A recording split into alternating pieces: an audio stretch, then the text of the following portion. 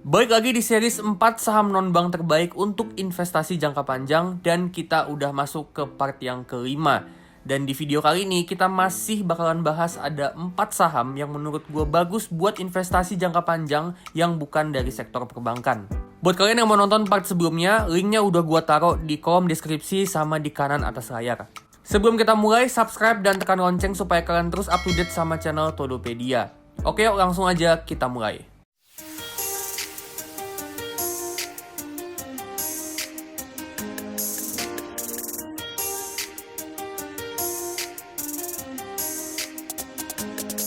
Oke, langsung aja kita masuk ke saham yang pertama, ada Bara Multi Sukses Sarana atau BSSR. BSSR ini perusahaan tambang yang bisnisnya itu di dalamnya ada tambang batu bara, terus juga ada bisnis perdagangan minyak dan gas, jasa pengangkutan, dan perindustrian. Selama beberapa tahun terakhir, revenue sama labanya tumbuh dengan growth rate yang bagus banget. Dan ada lonjakan revenue sama laba di tahun 2021 sama 2022. Dan ini efek dari kenaikan harga batu bara yang signifikan banget. Karena ada kenaikan permintaan batu bara secara global, terutama dari Cina sama India.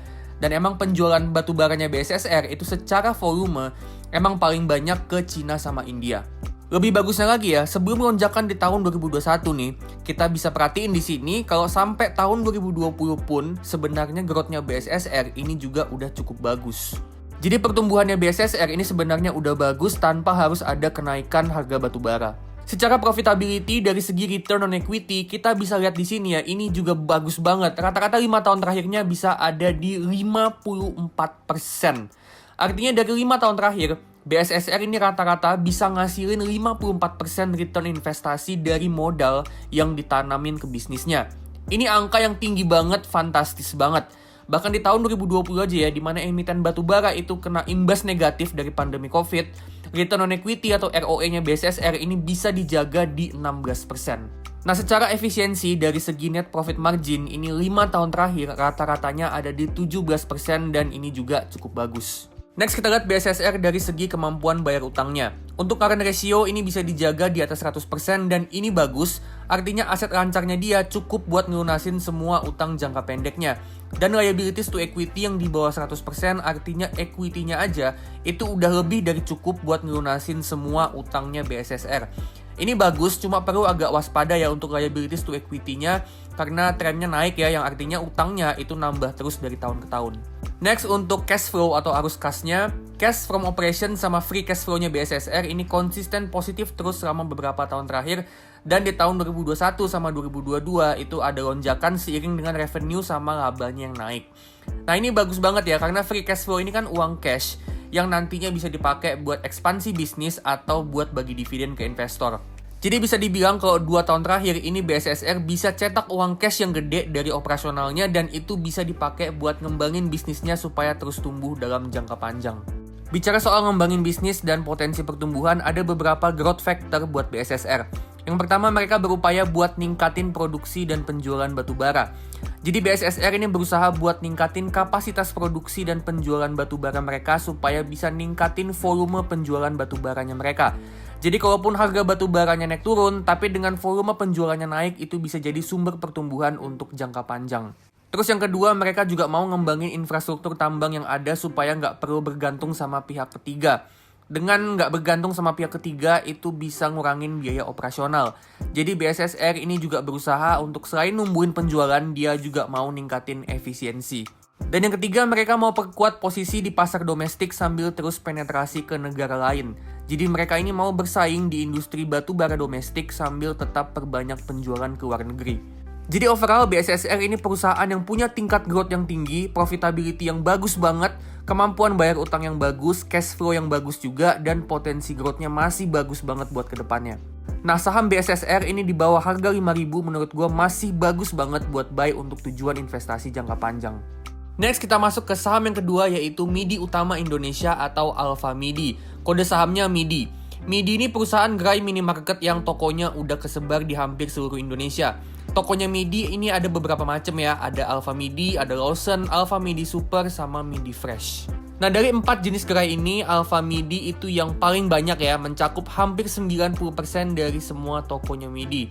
Terus diikutin sama Lawson 8%, Alfa MIDI 1%, sama MIDI Fresh itu nggak sampai 1%. Selama 10 tahun terakhir, MIDI berhasil numbuhin revenue-nya dengan rate yang tinggi. Dan itu juga diikutin sama pertumbuhan dari laba kotor dan laba bersihnya MIDI. Jadi MIDI ini termasuk saham emiten yang pertumbuhannya tinggi alias saham growth. Nah, revenue-nya MIDI ini paling banyak disumbang dari toko Alpha MIDI yang sampai 91%, terus Alpha MIDI Super sumbangannya 5%, Lawson 3%, dan MIDI Fresh cuma 0,1%. Nah, pertumbuhannya MIDI yang bagus ini didukung sama pertumbuhan dari jumlah tokonya MIDI, yang beberapa tahun terakhir tumbuh dengan rata-rata 12% per tahun. Pertumbuhannya MIDI ini juga diikutin sama kemampuan cetak profitnya yang bagus dengan ROE atau Return on Equity bisa di kisaran belasan persen selama beberapa tahun terakhir dan dalam tren yang naik. Artinya MIDI ini company yang punya kemampuan cetak profit yang bagus dari modal yang mereka punya. Tapi untuk net profit margin, MIDI ini profit marginnya kecil banget ya, cuma di kisaran 1-2% aja. Yang artinya MIDI ini perusahaan yang boros pengeluaran. Tapi menurut gue ya, ini masih nggak apa-apa karena MIDI ini masih punya return on equity yang tinggi dan emang model bisnis minimarket ini model bisnis yang butuh banyak pengeluaran untuk bisa jalan terus.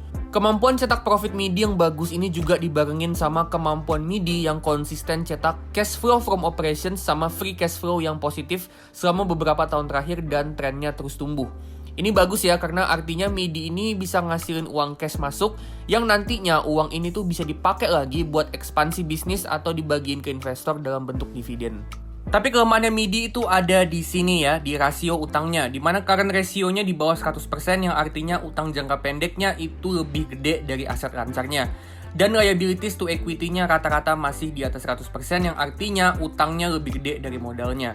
Tapi kabar baiknya, liabilities to equity-nya dalam tren yang turun, jadi harapannya utangnya bisa terus berkurang.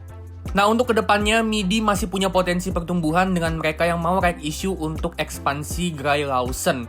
Terus mereka juga bakalan diuntungin dari sentimen pemilu 2024, di mana nanti banyak orang yang mencalonkan diri buat jadi calon legislatif, dan mereka akan bagi-bagi duit ke masyarakat yang mana itu bisa ningkatin daya beli masyarakat, dan kalau daya beli masyarakat naik, itu bisa berpotensi numbuhin penjualan buat minimarket. Tapi posisi MIDI yang utangnya banyak ini berpotensi buat menghambat laju pertumbuhannya, karena bisa aja uang yang mau dipakai buat ekspansi bisnis itu harus dikurangin dulu buat bayar utang. Overall MIDI ini perusahaan yang bagus, tingkat growth-nya tinggi, kemampuan cetak profitnya bagus, konsisten cetak cash flow yang positif, cuma emang utangnya agak gede. Nah, MIDI ini menurut gua di harga di bawah 550 masih cukup bagus untuk buy buat tujuan investasi jangka panjang. Next, saham yang ketiga ada saham Harum Energy atau Harum. Harum ini bisnis tambang batu bara yang bisnisnya ini lagi proses transisi ke tambang nikel untuk mendukung energi terbarukan. 2 tahun terakhir ini revenue sama labanya Harum naik signifikan dan itu karena permintaan batu bara yang naik secara global terutama di Cina sama India. Dan emang penjualannya Harum itu lebih dari setengahnya itu ekspor batu bara ke Cina. Jadi dia kena benefitnya. Jadi Harum ini nasibnya hampir sama kayak Adaro, ITMG sama BSSR juga. Secara profitability, Harum ini punya return on equity atau ROE yang rata-ratanya selama beberapa tahun terakhir itu ada di 17%. Dan ini profitability yang bagus. Artinya Harum ini definisi simpelnya ya, dia bisa ngasilin rata-rata 17% return dari modal yang mereka punya. Net profit marginnya Harum ada di rata-rata 20%-an, ini juga cukup bagus dan lebih tinggi dari emiten batubara yang lain kayak Adaro sama ITMG, yang artinya efisiensinya Harum ini bagus dan di atas rata-rata. Dari segi balance sheet, current ratio-nya gede banget dan ini bagus, artinya aset lancarnya jauh lebih banyak daripada utang jangka pendeknya. Dan liabilities to equity yang bisa dijaga di bawah 50%, ini berarti kalau semua utangnya Harum itu bisa dilunasin cukup dengan modal bersihnya aja. Nah, yang lebih kerennya lagi, kita bisa lihat di sini kalau uang kas setara kasnya aja itu udah lebih gede dari total liabilities-nya Harum. Artinya uang kas setara kasnya aja itu udah cukup buat ngelunasin semua liabilities atau semua utangnya Harum. Ini keren banget ya, karena ini berarti kalau Harum ini praktis nggak punya utang sama sekali dan dia masih kelebihan uang cash, yang mana uang cash ini nantinya bisa dipakai buat investasi ngembangin bisnisnya. Secara cash flow, cash from operation sama free cash flow-nya Harum ini konsisten positif selama beberapa tahun terakhir dan trennya terus tumbuh. Ini bagus ya, karena ini berarti Harum ini rutin cetak uang cash masuk, yang mana uang cash masuk ini nantinya bisa dipakai buat diputar lagi ke modalnya untuk ngembangin bisnisnya lebih lagi, atau dibagiin ke investor dalam bentuk dividen sama buyback. Nah, untuk kedepannya, apa aja yang jadi growth factor? Itu yang pertama, dengan harga batubara yang udah turun, revenue sama labanya Harum ini kedepannya 1-2 tahun ke depan lah ya, ini bakalan turun, jadi ini efeknya negatif. Tapi positifnya Harum ini sekarang dalam kondisi kelebihan uang cash. Kas sama setara kasnya tadi udah kita lihat ya, dia gede banget bahkan sampai melebihi utangnya.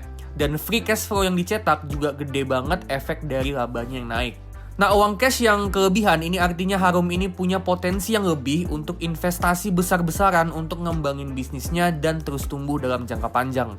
Apalagi mereka ini lagi ngembangin bisnisnya ke arah renewable energy dengan mereka mau bangun tambang nikel. Mereka udah bikin roadmap-nya mulai dari perizinan, gali tambang, sama bangun infrastruktur. Jadi uang cash-nya yang banyak ini bisa dipakai sama Harum buat investasi besar-besaran supaya bisnisnya ke depannya nih ya, harapannya itu bisnisnya bisa terus tumbuh dalam jangka panjang. Nah, jadi saham Harum ini menurut gue bisnisnya cukup potensial buat jangka panjang dan di bawah harga 1.670, ini saham Harum masih cukup bagus buat buy untuk tujuan investasi jangka panjang. Dan yang keempat, yang terakhir ada saham SMSM atau Selamat Sempurna. SMSM ini perusahaan yang ngejual produk komponen kendaraan. Produknya itu diantaranya ada Sakura filter sama produk-produknya ADR ya, kayak radiator, pendingin oli, sama pipa rem. Beberapa tahun terakhir SMSM ini pertumbuhan revenue sama labanya cukup moderat, cukup oke, dan lumayan konsisten.